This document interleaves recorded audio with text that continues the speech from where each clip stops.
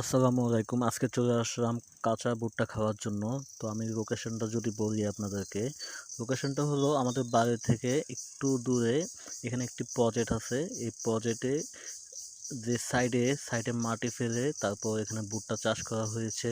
পাশাপাশি বেগুন, টমেটো, তারপর আপনার মিষ্টি কুমড়া শাক, অথবা আপনার বলতে পারেন কদু শাক, তারপর হচ্ছে আপনার কাঁচামরিচ, বেগুন, এরকম অনেক ধরনের ফসল এখানে আছে।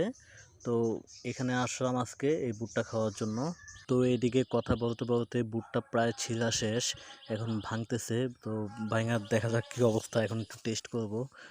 তো বন্ধুরা, এই টাইপের ভিডিওগুলো বানাচ্ছে, আসলে ভিডিওগুলো আপনাদের কাছে কেমন লাগতেছে সেটা অবশ্য জানি না।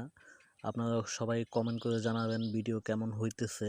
তো ভুট্টা খেতে খেতে একটু এইদিকে চলে আসলাম। এদিকে একটা ফার্ম আছে, এই ফার্মের ভিতরে কি কি মুরগি আছে সেটা দেখবো এখন। তো এইদিকে আপনার মুরগি দেখা যাচ্ছে, ব্রাউন কক।